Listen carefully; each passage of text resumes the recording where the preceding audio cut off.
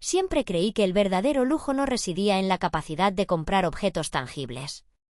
No se trataba de cuántos coches deportivos de alta gama pudieras alinear en el garaje, ni de cuántos metros cuadrados de mármol importado de Carrara cubrieran el suelo de tu vestíbulo. No. Con el tiempo, y tras haber escalado desde el fango hasta la cima, comprendí que el lujo más caro, el más exclusivo y el más difícil de conseguir era el silencio. La paz mental. Esa tranquilidad absoluta de saber que nadie puede tocarte, que has construido una fortaleza tan alta que los fantasmas de tu pasado no pueden escalar sus muros. Aquella tarde de martes, el silencio envolvía mi residencia en San Pedro Garza García como un manto de seda. Era una de esas tardes doradas típicas del norte de México, donde el sol cae pesado pero hermoso sobre la Sierra Madre. Me encontraba de pie frente al ventanal de vidrio templado de doble altura de mi sala principal, observando el jardín que yo misma había diseñado. Como arquitecta paisajista, mi jardín no era solo un conjunto de plantas, era una declaración de principios. Las palmeras reales estaban alineadas con una precisión matemática, proyectando sombras largas y elegantes sobre la piscina infinita, cuya superficie permanecía inmóvil, plana como un espejo oscuro.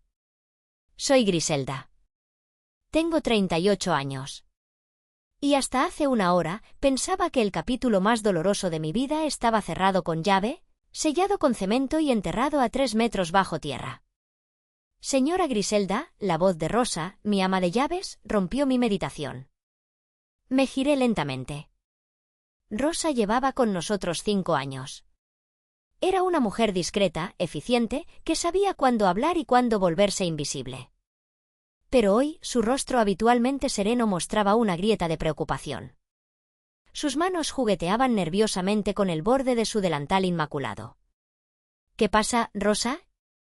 Pregunté, manteniendo la calma que me había costado años perfeccionar. Hay un hombre en la caseta de seguridad principal, dijo ella, bajando un poco la voz, como si temiera que las paredes oyeran. Dice que es un notificador judicial. Insiste en que debe verla a usted personalmente. Los guardias intentaron decirle que dejara el documento, pero él dice que es un asunto de carácter familiar urgente. Sentí un pinchazo frío en el estómago. No era miedo. El miedo es para quienes no tienen recursos. Lo que sentí fue asco. Una premonición oscura y viscosa que empezó a subir por mi esófago. Asuntos familiares. Yo no tenía familia, excepto mi esposo Baldomero y nuestros 2 perros labradores. Mi familia biológica había muerto para mí hacía 14 años, no en un accidente trágico, sino en una tarde de humillación deliberada. Déjalo pasar, Rosa, ordené, mi voz sonando más firme de lo que me sentía. Que espere en el recibidor, no lo hagas pasar a la sala principal. 5 minutos después, el sonido de unos zapatos baratos golpeando el suelo de travertino resonó en la entrada. Me dirigí hacia el recibidor. Allí estaba él. Un hombre de unos 50 años, con un traje gris que le quedaba 2 tallas grande y brillaba en los codos por el desgaste. Sostenía un maletín de piel sintética que se estaba pelando en las esquinas. Sudaba profusamente y no pude culparlo. El contraste entre el calor exterior y el aire acondicionado central de mi casa debía ser un choque térmico, pero también sabía que la opulencia de mi hogar intimidaba. Lo vi escanear el lugar con ojos codiciosos, tasando la lámpara de araña, las obras de arte abstracto en las paredes, calculando mentalmente cuánto costaba cada centímetro de mi vida. ¿Es usted la señora Griselda? ¿Griselda H? Preguntó, leyendo mi apellido completo en una hoja arrugada. Soy yo, respondí secamente, cruzándome de brazos. No le ofrecí la mano. No le ofrecí agua. Quería que se fuera rápido. Tengo una notificación para usted. Es una demanda, dijo, extendiéndome un sobre manila grueso. Demanda de pensión alimenticia. Los demandantes son el señor Fulgencio y la señora Socorro. Por favor, firme aquí de recibido. El tiempo pareció detenerse. El aire se volvió sólido en mis pulmones. Esos nombres. Fulgencio. Socorro. Nombres que no había pronunciado en voz alta en más de una década. Tomé el bolígrafo que me ofrecía. Mis dedos no temblaron. Me había entrenado para ser de piedra. Firmé mi nombre con trazos rápidos y agudos. Gracias, murmuró el hombre, arrancando la copia y guardándola en su maletín. Tienen 30 días para responder. Buenas tardes. El hombre se dio la vuelta y salió, dejando tras de sí una estela de olor. Era una mezcla de sudor rancio y una colonia barata, dulzona y penetrante. Y fue ese olor, ese maldito olor químico, el que actuó como una máquina del tiempo. No pude evitarlo. El recibidor de mi mansión desapareció. El mármol se convirtió en losetas de cerámica vieja. El aire fresco se transformó en un calor sofocante y húmedo. De repente, tenía 24 años otra vez. El calor de agosto en Monterrey no perdona. Se pega a la piel, se mete en los poros y te hace sentir sucio aunque acabes de bañarte. Estaba parada en la sala de la casa de mis padres, una construcción de 2 pisos en una colonia de clase media alta que mis padres se esforzaban demasiado por mantener. La casa estaba llena de pretensiones, estatuas de yeso que imitaban el estilo griego, alfombras persas que eran imitaciones sintéticas y muebles dorados que gritaban «queremos parecer ricos». Mi mano estaba entrelazada con la de Baldomero. Memo. En aquel entonces, Memo tenía 24 años, igual que yo. Llevaba su mejor camisa, una blanca de algodón que había planchado con esmero, pero que no podía ocultar la realidad de su vida.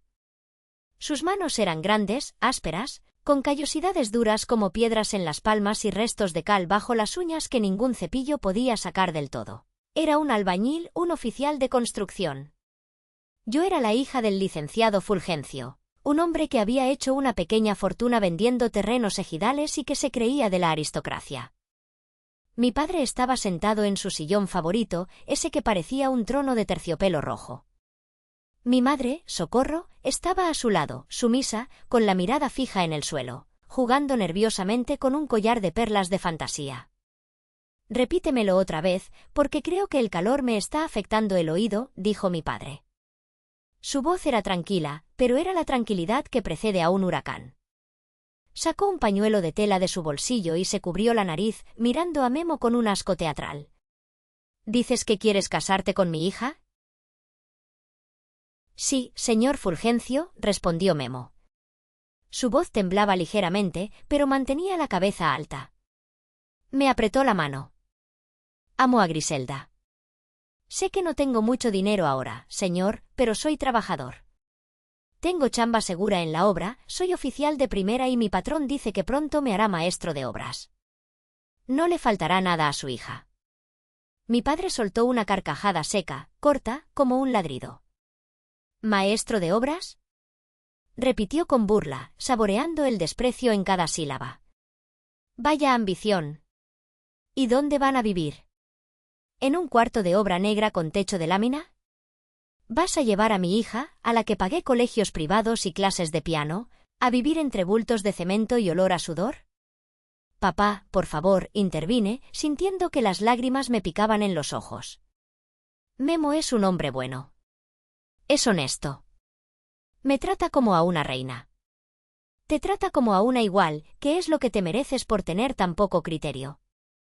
Gritó mi padre, perdiendo la compostura. Se puso de pie de un salto, su rostro enrojecido por la ira. Míralo. Mírate tú. Eres una vergüenza, Griselda. Eres la vergüenza de esta familia. Tu hermana Delfina se va a comprometer con el hijo del dueño de la joyería. Ella sí sabe cuál es su lugar. Ella sí respeta el apellido. Pero tú me traes a este naco a mi casa. La palabra naco flotó en el aire, cargada de todo el clasismo y el odio que mi padre albergaba en su corazón. Sentí como Memo se tensaba a mi lado, pero no soltó mi mano.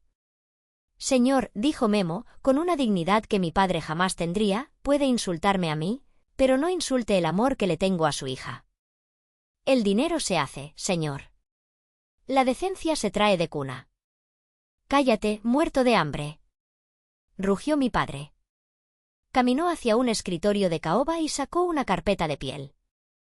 La arrojó sobre la mesa de centro de cristal. El golpe sonó como un disparo. No voy a permitir que arrastres mi apellido por el fango. No voy a permitir que mis nietos sean unos sucios albañiles. Señaló la carpeta con un dedo tembloroso. Tienes 2 opciones, Griselda. Y escúchame bien, porque no lo voy a repetir. Opción 1, dejas a este infeliz ahora mismo, te olvidas de esta estupidez y te quedas en casa. Te compraré el coche que querías, te presentaré a hombres de verdad. ¿Y la opción 2? Pregunté, aunque ya sentía el abismo abrirse bajo mis pies. Opción 2, te largas. Te largas con él ahora mismo. Pero antes, firmas esto. ¿Qué es eso? Es un acta notarial de repudio y desheredación, explicó, con una sonrisa cruel curvando sus labios. Ya está redactada. Solo falta tu firma y la mía. En este documento, yo declaro que te desconozco como hija. Te quito cualquier derecho a mi herencia, a mis bienes, a mi apellido. Y tú renuncias a pedirme cualquier cosa en el futuro. No quiero que cuando este tipo te deje preñada y se largue con otra verdulera, vengas a mi puerta llorando para pedirme dinero para pañales o leche. Miré a mi madre. Mamá, susurré. Mamá, di algo. No dejes que haga esto. Mi madre levantó la vista por un segundo. Vi dolor en sus ojos, sí, pero vi algo peor, cobardía. Miedo a perder su estatus, miedo a contradecir al tirano que tenía por esposo. Hazle caso a tu padre, Griselda, dijo ella con voz tenue. Es por tu bien. No arruines tu vida con ese muchacho. Piensa en el que dirán. En ese momento, algo se rompió dentro de mí. El cordón umbilical invisible que me unía a ellos se quebró, no con un sonido, sino con un silencio absoluto en mi alma. Miré a Memo. Él me miró a mí y asintió levemente. Vámonos, Griselda, dijo él. Yo te construiré una casa. Te construiré un castillo si es necesario. Con mis propias manos. No necesitamos su dinero manchado de odio. Tomé el bolígrafo. No lloré. Ya no. Me acerqué a la mesa y firmé el documento. Mi firma fue firme, grande, ocupando todo el espacio. Adiós, Fulgencio, dije, negándome a llamarlo papá. Quédate con tu dinero. Ojalá te sirva de abrigo cuando te mueras de frío por dentro. Salimos de la casa bajo una lluvia torrencial que acababa de empezar, como si el cielo estuviera tratando de lavar la suciedad de lo que acababa de ocurrir. No miramos atrás. El sonido del aire acondicionado me trajo de vuelta. Estaba de nuevo en mi recibidor, con el sobremanila en la mano. Lo abrí. Leí los detalles. Pensión alimenticia. Demandaban el pago mensual de 80.000 pesos mexicanos. 80.000 pesos. Alegaban abandono, enfermedad, pobreza extrema. Decían que, por ley, los hijos tienen la obligación de sostener a sus padres cuando éstos carecen de medios. ¿80.000 pesos? Una voz profunda y calmada sonó a mis espaldas. Me giré. Era Baldomero. Mi Memo. Pero ya no era el muchacho con la camisa de algodón barata. Frente a mí estaba el presidente de Grupo BM, una de las constructoras más importantes del norte del país. Llevaba un traje hecho a medida en Italia, de color azul marino que resaltaba las canas distinguidas en sus sienes. Su postura era la de un hombre que ha conquistado el mundo. Sus manos, esas manos que antes cargaban bultos de cemento, ahora firmaban contratos millonarios y construían rascacielos, hospitales y la ironía suprema, juzgados. Él se acercó y tomó el documento de mis manos con suavidad. Lo leyó rápido, sus ojos escaneando las cláusulas legales con la experiencia de quien lidia con abogados corporativos todos los días. Tu padre siempre ha tenido un sentido del humor muy retorcido, dijo Memo, soltando una risa corta y seca. Dejó el papel sobre la consola de entrada, junto a un jarrón de orquídeas blancas. 80.000 pesos. ¿Cree que eso es mucho dinero? Me están demandando, Memo, dije, sintiendo que la ira empezaba a reemplazar al shock. Después de 14 años de silencio. Después de decirme que estaba muerta para él. Ahora resulta que soy su hija porque necesita dinero. Memo me miró. En sus ojos no había preocupación, solo una determinación férrea. Me tomó por los hombros, sus manos cálidas y fuertes anclándome a la realidad. ¿Qué quieres hacer, mi amor?, preguntó suavemente. Sabes que 80.000 pesos para nosotros es nada. Es lo que gastamos en la cena de beneficencia de la semana pasada.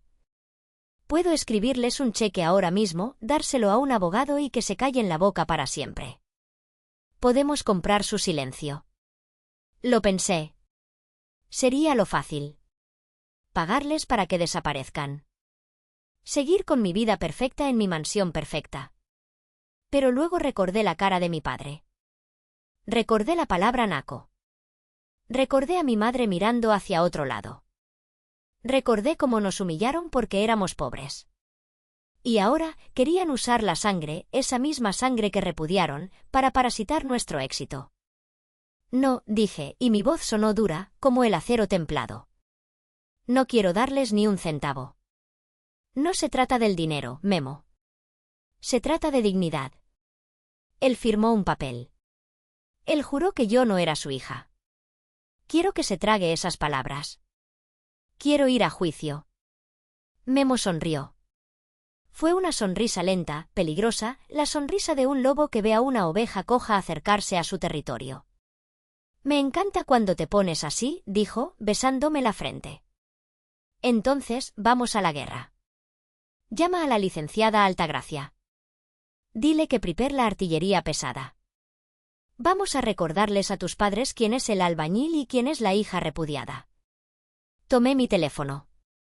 Mis dedos marcaron el número de nuestra abogada corporativa, una mujer conocida en el ámbito legal como la tiburona. Altagracia, dije cuando contestó, prepárate. Mi pasado acaba de tocar el timbre y quiero enterrarlo legalmente, de una vez por todas. 3 días. Eso fue lo que tardó el equipo de inteligencia privada de Memo en destripar los últimos 14 años de la vida de mis padres. Memo no escatimaba en gastos cuando se trataba de proteger a su familia, y para él, la información era el arma más valiosa. Estábamos sentados en su estudio privado, una habitación revestida de madera de roble y olor a cuero y tabaco fino. Memo me extendió una carpeta azul con el logotipo de la agencia de detectives. No te va a gustar lo que vas a ver, Gris, me advirtió, sirviéndome una copa de vino tinto para amortiguar el golpe. Es patético. Realmente patético. Abrí la carpeta. Las fotografías cayeron sobre el escritorio. La primera imagen me golpeó el pecho. Era una foto de mis padres saliendo de un edificio de departamentos en Ecatepec, una de las zonas más conflictivas y deprimidas del Estado de México. Lejos, muy lejos de la zona exclusiva de Monterrey donde yo crecí. Mi padre, Fulgencio, parecía haber encogido. El traje que llevaba en la foto le quedaba enorme, como si la carne se hubiera consumido dejando solo el esqueleto y la amargura. Se apoyaba en un bastón y su rostro tenía ese color grisáceo típico de la diabetes mal controlada. Mi madre, Socorro, cargaba bolsas de plástico con el logotipo de una tienda de descuento. Se veía agotada, con el cabello mal teñido y la espalda encorvada por el peso de una vida de malas decisiones. ¿Qué pasó?, pregunté, pasando las páginas del informe. La soberbia pasó, respondió Memo, sentándose en el borde del escritorio. Tu padre vendió la casa grande hace 5 años. Vendió los terrenos. Vendió todo. ¿Por qué? Por tu hermana. Por Delfina. Delfina. La hija de oro. La que sí merecía el apellido. La que se iba a casar con el hijo del joyero. Resulta que el matrimonio con el hijo del joyero duró menos de 1 año, explicó Memo, señalando otra sección del informe. Se divorciaron porque ella le fue infiel con un emprendedor de criptomonedas y esquemas piramidales. Un tipo llamado Rogelio. Leí el informe vorazmente. Delfina convenció a mis padres de que Rogelio era un genio financiero. Les prometió duplicar su patrimonio en 6 meses. Mis padres, cegados por la codicia y por la adoración ciega hacia su hija favorita, liquidaron todos sus activos. Entregaron cada peso, cada centavo de su jubilación al nuevo y brillante yerno. Y como era de esperarse, la burbuja estalló. Rogelio desapareció con el dinero hace 3 años. Se esfumó. ¿Y Delfina? ¿Dónde está ella? Pregunté. En Houston, Texas. Ilegal. Trabajando en un salón de uñas de mala muerte y viviendo con 3 compañeras de piso. Cortó comunicación con tus padres hace 6 meses cuando se dio cuenta de que ya no les quedaba nada que robarles. Cerré los ojos. La ironía era tan espesa que casi podía saborearla. La hija perfecta, la que respetaba el apellido, los había dejado en la ruina y abandonado. Y la hija rebelde, la que se casó con el albañil, estaba sentada en una mansión bebiendo vino de 5.000 pesos la botella. Están debiendo 6 meses de renta, continuó Memo. El dueño del departamento los va a desalojar la próxima semana. No tienen seguro médico. Tu padre necesita insulina y ya no puede pagarla. Por eso te demandaron. Eres su último recurso. Su plan de emergencia. Creen que soy una arquitecta de clase media, murmuré, conectando los puntos. No tienen idea de quiénes somos realmente, ¿verdad? No. En la demanda estiman tus ingresos en unos 40 o 50.000 pesos mensuales. Creen que te va bien, pero no saben que eres socia mayoritaria de Grupo BM. Creen que sigues siendo la misma Griselda vulnerable a la que pueden manipular. Sonreí. Una idea fría y calculadora se formó en mi mente. Quieren dinero. Quieren jugar a ser padres ahora que les conviene. Bien. Vamos a jugar. El abogado de tu padre, un tal licenciado Ratón, Memo hizo una mueca al pronunciar el nombre, ha estado llamando a Altagracia. Insiste en una reunión de conciliación antes del juicio. Dice que sus clientes están dispuestos a perdonar el abandono si llegamos a un acuerdo económico rápido. ¿Acepta la reunión?, dije. ¿Estás segura? Sí. Pero con mis condiciones. Nada de oficinas de abogados lujosas. Cítalos en el VIPS del centro. Mañana a la 1 de la tarde. ¿En un VIPS? Memo enarcó una ceja. ¿Por qué ahí? Porque es el lugar al que iría alguien que cuenta los pesos para llegar a fin de mes. Quiero que sigan creyendo su propia mentira. Quiero ver hasta dónde llega su descaro cuando piensan que estoy casi tan jodida como ellos. Al día siguiente, me preparé para mi actuación. Dejé mi Mercedes-Benz blindado en el garaje. Le pedí a uno de nuestros ingenieros junior que me prestara su coche, un sedán compacto de hace 8 años, con un golpe en la defensa trasera y el aire acondicionado que sonaba como una matraca. Me quité el anillo de diamantes y me puse una alianza de plata sencilla, un poco opaca. Elegí ropa de marca genérica, una blusa blanca que ya tenía algunas lavadas de más y un pantalón negro básico. Sin maquillaje, solo un poco de polvo para parecer pálida y cansada. Llegué al restaurante VIPS puntual. El olor a grasa, a café quemado y el ruido de los cubiertos golpeando los platos baratos me asaltaron al entrar. Era el sonido de la realidad para millones de mexicanos, pero para mí era el escenario de mi trampa. Los vi al fondo, en una mesa pegada a la ventana. Dios mío. Las fotos del detective no les hacían justicia. En persona, la decadencia era mucho más palpable. Mi padre llevaba el mismo traje gris de hace 14 años, pero ahora le quedaba ridículo. Tenía manchas de comida en la solapa que intentaba ocultar con la servilleta. Mi madre se veía frágil, sus manos temblaban ligeramente sobre la mesa. Respiré hondo, canalizando toda la frialdad de la que era capaz, y caminé hacia ellos. Buenas tardes, dije, sin sentarme todavía. Griselda, dijo mi padre. No se levantó. Me miró de arriba abajo, evaluando mi ropa barata, mi coche viejo que se veía a través de la ventana. Vi un destello de decepción en sus ojos, seguido inmediatamente por una mueca de superioridad. Fracasó, debió pensar. Tenía razón, se casó con el albañil y fracasó. Me senté. Hola, mamá, dije, mirando a la mujer que me dio la vida.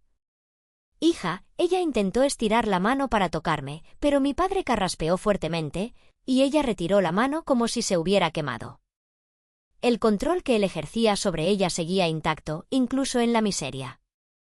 Vayamos al grano, dijo mi padre, apartando el menú pegajoso. No estamos aquí para socializar. Tu abogado dijo que querías hablar. Ustedes me demandaron, recordé, manteniendo la voz baja. Piden 80.000 pesos mensuales. Papá, eso es una locura. ¿De dónde creen que voy a sacar ese dinero? No te hagas la víctima, espetó él. Sabemos que tienes un negocio. Diseño de jardines, ¿no? La gente rica paga bien por esas tonterías. El negocio apenas sobrevive, papá. La economía está fatal. Tengo deudas. Tengo que pagar la hipoteca, el coche, señalé vagamente hacia el sedán abollado afuera. Memo trabaja de sol a sol, pero las obras se paran, los materiales suben. Al mencionar a Memo, la cara de mi padre se torció en una mueca de asco puro. No me hables de ese inútil. Siseó, golpeando la mesa con el dedo índice. Te lo dije hace 14 años. Te dije que terminarías así, contando centavos, manejando una chatarra. Pero no quisiste escuchar. Preferiste el amor de telenovela barata. Pues mira dónde estás ahora. Estoy feliz, papá, mentí, solo a medias. Estaba feliz, pero no por las razones que él creía. Tenemos salud. Nos tenemos el uno al otro. La salud no paga mis medicinas. Gritó, atrayendo las miradas de las mesas vecinas. Mírame. Tengo diabetes, hipertensión y vivo en un cuchitril. Y tú, mi hija mayor, tienes la obligación moral y legal de mantenerme. ¿Y Delfina? Solté la bomba. El silencio cayó sobre la mesa como una losa de plomo. Mi madre sollozó bajito. Mi padre se puso rojo, las venas de su cuello se hincharon. No te atrevas a nombrar a tu hermana. Rugió. Ella es una víctima. Ella está sufriendo mucho en el extranjero. Está sola, indefensa. ¿Indefensa? Solté una risa incrédula. ¿Después de que les quitó todo? ¿Después de que los convenció de vender la casa para dárselo a su marido estafador? Fueron engañados. Ambos. Defendió mi padre, ciego ante la realidad. Delfina solo quería ayudarnos. Las cosas salieron mal, eso es todo. Pero ella nos ama. Si tuviera dinero, nos lo daría todo. No como tú, que vienes aquí a lloriquear para no soltar un peso. Era increíble. Absolutamente increíble. Delfina los había dejado en la calle y él todavía la defendía. Yo estaba allí, siendo extorsionada, y él me trataba como a la villana. Entonces, pídele dinero a ella, dije, cruzándome de brazos. Ella no tiene. Intervino mi madre, hablando por primera vez, con voz suplicante. Griselda, por favor. Tu hermana la está pasando muy mal. Nos dijo que a veces no tiene ni para comer. De hecho, pensábamos que si tú nos dabas la pensión, podríamos enviarle un poquito a ella también. Me quedé helada. Sentí como la sangre se me congelaba en las venas. Lo miré fijamente. ¿Quieren que yo les dé dinero? ¿Para qué ustedes se lo envíen a Delfina?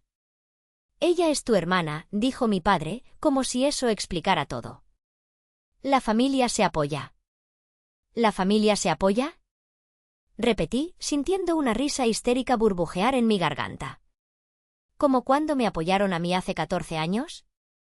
¿Como cuando me echaron a la calle en medio de una tormenta? Eso fue una lección, dijo mi padre con arrogancia. Necesitabas aprender. Y por lo que veo, miró mi ropa barata, aprendiste la lección. El mundo es duro sin la protección de tu padre. Pero ahora te estoy dando la oportunidad de redimirte. Páganos la pensión y tal vez, solo tal vez, te permita visitarnos en Navidad.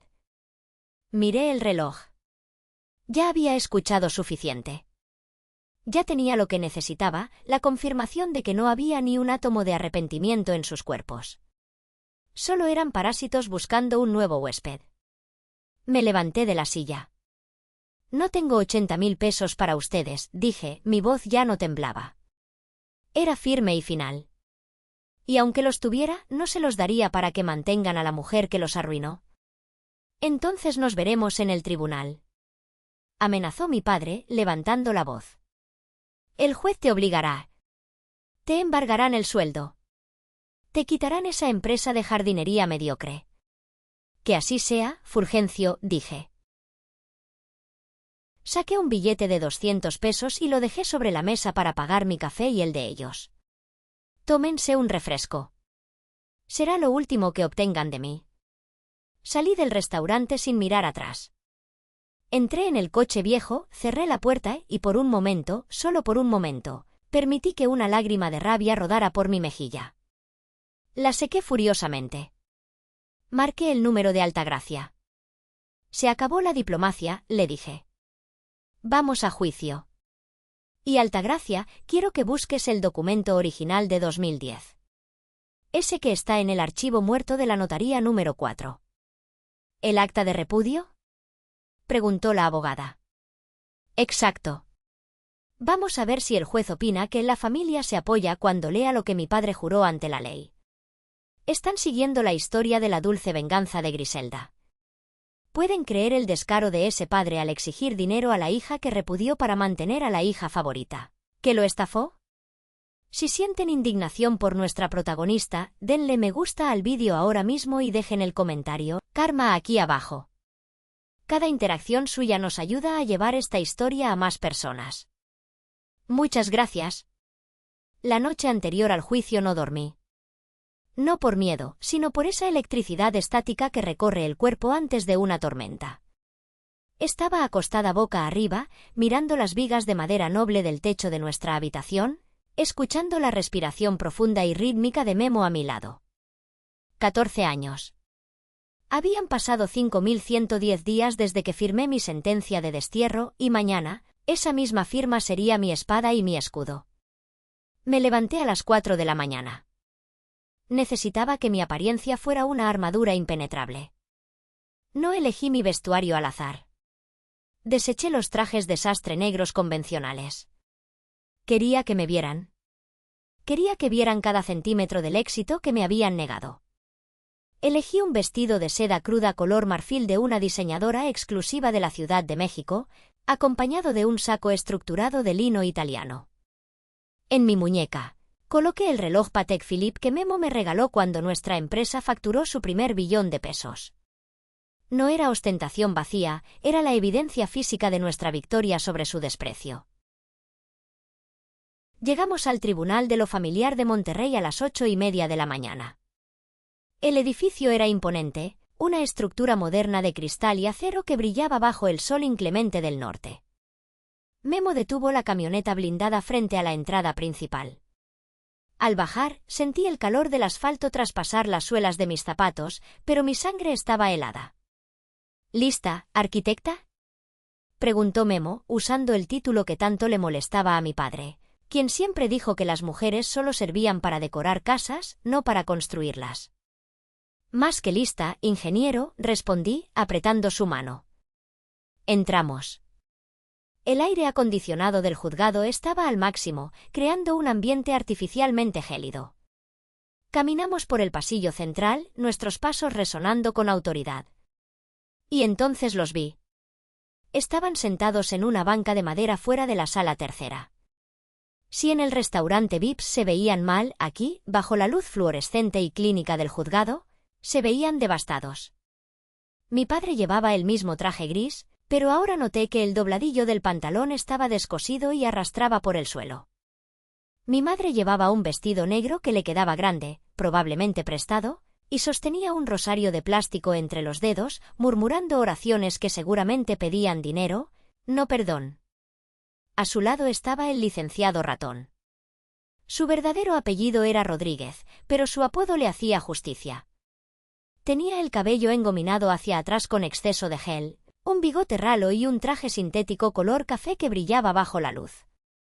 Cuando nos vio acercarse, le dio un codazo a mi padre. Fulgencio levantó la cabeza. Sus ojos se abrieron desmesuradamente al vernos. No miró mi cara. Miró mi reloj. Miró los zapatos de piel de cocodrilo de Memo. Miró el maletín de cuero de la licenciada Altagracia, que caminaba a mi lado como una generala entrando al campo de batalla. Vi cómo tragaba saliva. Vi cómo la codicia reemplazaba instantáneamente cualquier rastro de vergüenza. En su mente retorcida, mi riqueza no era un mérito mío, sino un botín que él merecía saquear. «Todos de pie», gritó el alguacil. Entramos a la sala. La jueza Elena tomó su lugar en el estrado. Era una mujer de unos 60 años, con el cabello gris recogido en un moño severo y una mirada que parecía capaz de detectar una mentira a kilómetros de distancia. Tenía fama de ser dura, justa y de tener muy poca paciencia para los dramas innecesarios. Caso número 420-B, demanda de pensión alimenticia. Fulgencio y Socorro contra Griselda. Tomen asiento. El juicio comenzó con la teatralidad que yo esperaba. El licenciado Ratón se puso de pie, se aclaró la garganta y comenzó su alegato de apertura. Su señoría, empezó, con una voz que pretendía ser solemne pero sonaba chillona. Hoy estamos aquí ante una tragedia humana. Mis clientes, dos ancianos venerables que dedicaron su vida a criar a sus hijos, se encuentran hoy en la indigencia total. El señor Fulgencio sufre de diabetes tipo 2 avanzada, hipertensión y problemas cardíacos. La señora Socorro padece artritis severa. No tienen casa. No tienen pensión. No tienen comida en la mesa. Hizo una pausa dramática, señalando a mis padres, quienes bajaron la cabeza al unísono como si hubieran ensayado la coreografía. Mi madre incluso soltó un sollozo audible.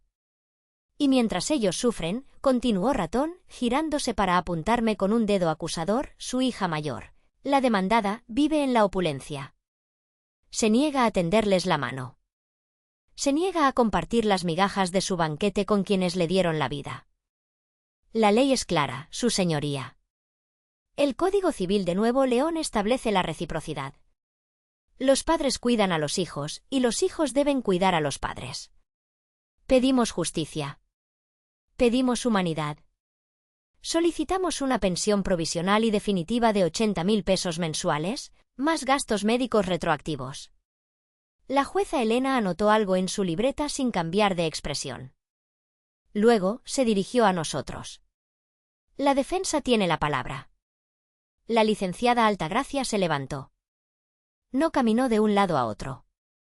Se quedó quieta, sólida como una roca. Su señoría, dijo Altagracia con voz calmada y profunda, no estamos aquí para disputar la situación económica de los demandantes. Es evidente que están en la ruina.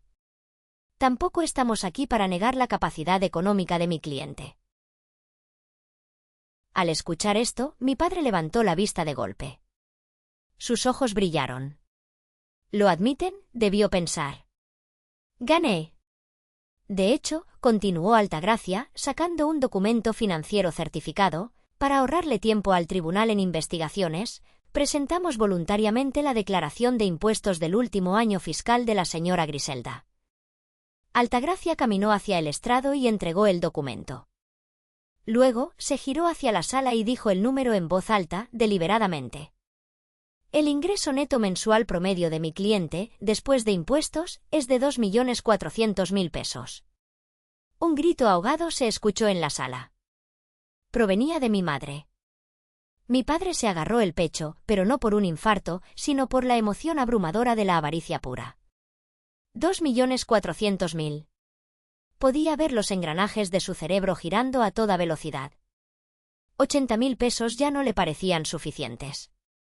Seguramente ya estaba pensando en ampliar la demanda, en pedir el 20 o el 30%. Ya se veía viviendo en mi casa, mandando a mis empleados, recuperando su trono. La jueza revisó el documento y arqueó una ceja. Licenciada Altagracia, dijo la jueza, si su cliente tiene tal solvencia, ¿cuál es el argumento para negar una suma que, proporcionalmente, es mínima para ella? La ley favorece la solidaridad familiar.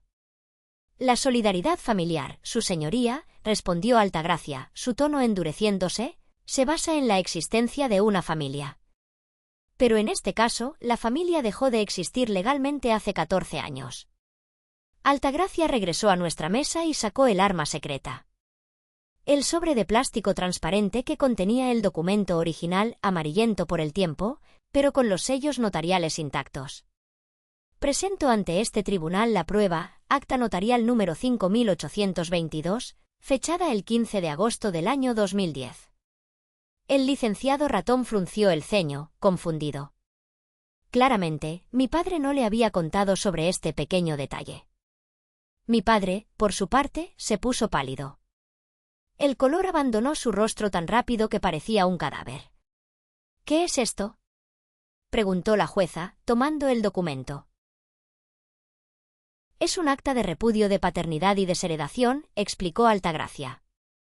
Su señoría, le pido que lea en voz alta la cláusula tercera. La sala quedó en un silencio sepulcral. Solo se escuchaba el zumbido del aire acondicionado. La jueza se ajustó las gafas y comenzó a leer. Su voz, amplificada por el micrófono, resonó como una sentencia divina. Yo, Fulgencio, en pleno uso de mis facultades mentales y sin coacción alguna, declaro que repudio a Griselda, como mi hija. Corto todo lazo consanguíneo a efectos legales y morales. La desheredo de todos mis bienes presentes y futuros. Asimismo, para proteger mi patrimonio de posibles reclamos, establezco que renuncio a cualquier derecho que la ley pudiera otorgarme sobre ella o sus bienes. No exigiré jamás asistencia, alimentos o cuidado de su parte, liberándola de toda obligación filial, a cambio de que ella renuncie a mi apellido y a mi dinero hoy y siempre. La jueza bajó el papel lentamente. Se quitó las gafas y miró a mi padre. Su mirada ya no era neutral, era de un desprecio absoluto. Señor Fulgencio, dijo la jueza, su voz peligrosamente baja. ¿Usted firmó esto? Mi padre intentó ponerse de pie, pero sus piernas le fallaron. Se quedó sentado, temblando. Yo. Su señoría, balbuceó. Fue hace mucho tiempo. Estaba enojado. Ella se iba con un nadie. Yo quería proteger mi dinero. Quería proteger su dinero, repitió la jueza con asco. Cuando usted tenía dinero y ella no tenía nada, usted usó la ley para aplastarla. Usted redactó un contrato para asegurarse de que ella nunca le pidiera un centavo. ¿Y ahora? Ahora que usted perdió su fortuna en esquemas piramidales y ella es millonaria, ¿quiere que la ley olvide su firma? Pero soy su padre. Gritó él, desesperado. La sangre es la sangre.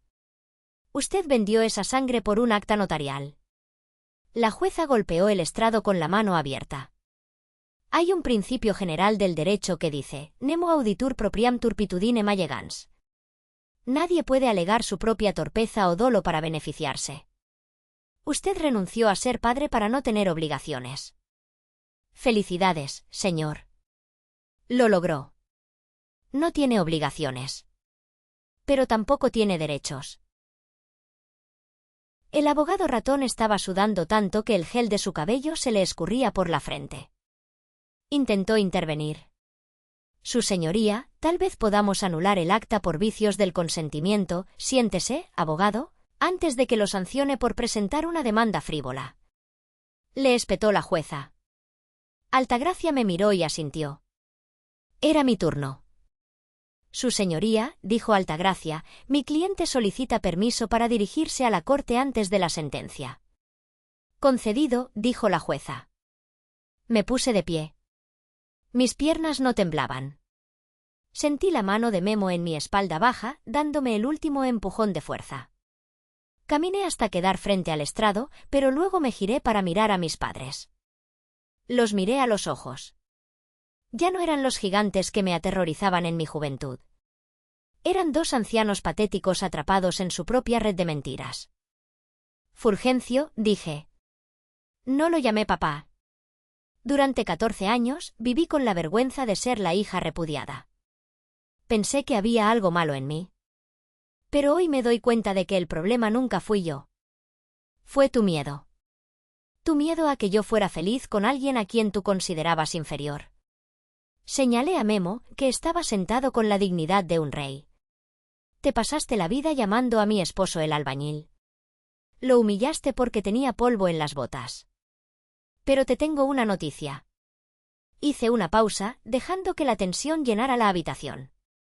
¿Sabes quién construyó este edificio donde estás sentado? ¿Sabes quién donó el ala de oncología del hospital universitario donde te atienden tu diabetes gratis? Mi padre parpadeó, confundido. Fue Grupo BM. B de Baldomero. M de Memo. El albañil que despreciaste construyó un imperio con esas manos que tú no quisiste estrechar. Cada vez que entras a ese hospital a pedir caridad, estás recibiendo la limosna del hombre que echaste de tu casa bajo la lluvia.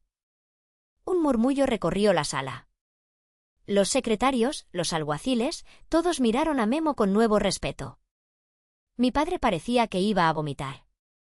La verdad lo golpeó más fuerte que cualquier sentencia. No solo había perdido a una hija rica, había despreciado al yerno que podría haberle dado el mundo entero. Y sobre el dinero, continué, mi voz bajando a un susurro letal, no te voy a dar 80.000 pesos. Ni 10.000. Ni un peso. Porque ese dinero le pertenece a mi familia. Y tú dejaste muy claro, por escrito y ante notario, que tú no eres mi familia. Regresé a mi asiento. La sala estaba en silencio total. La jueza Elena se puso las gafas y tomó su mazo. Visto el documento notarial presentado, que constituye prueba plena de la voluntad del demandante de romper el vínculo filial y económico, y considerando la mala fe procesal al ocultar este hecho a este tribunal, dictó sentencia. El mazo golpeó la madera. Se desestima la demanda en su totalidad. Se absuelve a la señora Griselda de cualquier obligación de pensión alimenticia. Asimismo, condeno al señor Fulgencio al pago de las costas judiciales y los honorarios legales de la parte demandada. Caso cerrado. El sonido fue definitivo. Fue el sonido de una guillotina cayendo sobre el cuello de su avaricia. Salí de la sala del tribunal sintiéndome más ligera que el aire. Era como si la gravedad hubiera dejado de afectarme. Altagracia se quedó adentro arreglando el papeleo final y asegurándose de que la orden de cobro de costas judiciales se procesara de inmediato. Sabía que mi padre no tenía dinero para pagar nuestros honorarios legales, pero eso no importaba. La deuda quedaría registrada, manchando su historial crediticio para siempre. Un último recordatorio de su fracaso. Memo y yo caminamos hacia la salida, atravesando el vestíbulo de mármol que él mismo había supervisado años atrás. ¿Estás bien?, me preguntó, pasando su brazo por mis hombros. Estoy perfecta, respondí, y por primera vez en mi vida, lo decía en serio. Empujamos las puertas de cristal y salimos al estacionamiento. El sol del mediodía nos golpeó de lleno. El calor era sofocante, pero yo sentía frío. Griselda. Hija. Espera. La voz era aguda, desesperada. Me detuve, no porque quisiera, sino porque sabía que este momento llegaría. Me giré lentamente. Mi madre venía corriendo hacia nosotros, con una agilidad que contradecía su supuesta artritis.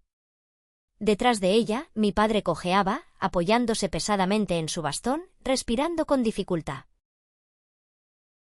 Socorro se lanzó hacia mí. Intentó agarrarme las manos, pero yo di un paso atrás. Ella se quedó con las manos en el aire, agarrando el vacío. Griselda, por favor, lloró, las lágrimas corriendo por sus mejillas empolvadas. No nos puedes hacer esto. El juez se equivocó. Somos tus padres. Te cambié los pañales. Te di el pecho. Ten piedad. La piedad se acabó en el momento en que intentaron extorsionarme para mantener a Delfina, dije fríamente. No es para Delfina. Gritó mi padre, llegando a nuestra altura, jadeando. Es para nosotros. Nos van a echar del departamento mañana. Vamos a dormir en la calle. ¿Quieres eso? ¿Quieres que la gente diga que la gran dueña de Grupo BM deja a sus padres dormir en una caja de cartón? Ahí estaba.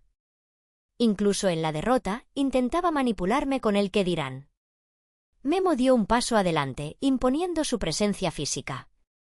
Mi padre retrocedió instintivamente, encogiéndose. El albañil ahora era un gigante intocable. Señor Fulgencio, dijo Memo con voz tranquila, pero con una autoridad innegable, le sugiero que no levante la voz. Estamos en propiedad privada. Yo miré a mis padres. Realmente los miré. No vi monstruos.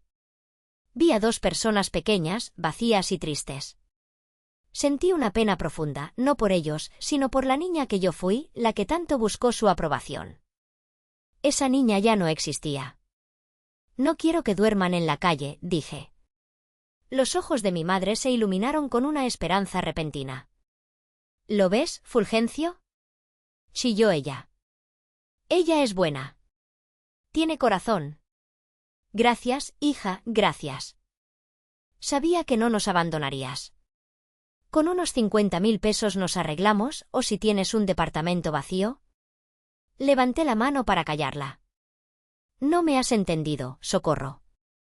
Dije que no quiero que duerman en la calle, no que les voy a dar dinero. Abrí mi bolso Hermès. Saqué una tarjeta pequeña, de papel reciclado, que llevaba guardada desde hacía una semana. Se la extendí a mi padre. Él la tomó con manos temblorosas. La leyó. ¿Qué es esto?, preguntó, con la voz rota. Es la dirección del albergue San Judas Tadeo, expliqué. Es un refugio para personas mayores en situación de calle. Tienen camas limpias, 3 comidas calientes al día y servicio médico básico. No les van a cobrar nada. Mi padre me miró con horror absoluto. ¿Un asilo de beneficencia?, escupió. ¿Me estás mandando a la caridad pública? ¿A mí? Soy Fulgencio. Tengo un apellido. Tienes un apellido, pero no tienes casa, le recordé brutalmente. Y te diré algo más. Ese albergue se sostiene gracias a las donaciones privadas. El donante principal, el que paga la luz, el agua y la comida que vas a tragar, es mi esposo. Señaló a Memo. Así es, dijo Memo. Bienvenidos a mi casa, señor Fulgencio. No es la mansión que querían, pero es el techo que necesitan. Mi padre arrugó la tarjeta en su puño, pero no la tiró. No podía tirarla. Era lo único que le quedaba. Eres cruel, susurró mi madre, mirándome como si fuera un demonio. No, mamá, respondí suavemente. Soy justa. Ustedes apostaron todo a la hija que los adulaba y perdieron. Yo aposté al hombre que me amaba y gané. Ahora, cada uno vive con los resultados de su apuesta. Me di la vuelta. Memo me abrió la puerta de la camioneta. El cuero fresco del asiento me recibió. Cerré la puerta, silenciando los lamentos de mi madre y las maldiciones ahogadas de mi padre. A través del cristal tintado, los vi quedarse allí parados en medio del estacionamiento vacío. Se veían diminutos bajo la inmensidad del cielo azul. Mi padre alisó la tarjeta arrugada y se la guardó en el bolsillo. Mi madre se agarró de su brazo, no por amor, sino porque no tenía nada más a que aferrarse. Eran 2 náufragos en una isla que ellos mismos habían quemado. ¿A casa?, preguntó Memo, poniendo el motor en marcha. A casa, confirmé. Mientras nos alejábamos, miré por el espejo retrovisor una última vez. No sentí culpa. No sentí remordimiento. Sentí una paz inmensa, profunda y duradera. Había comprado mi silencio.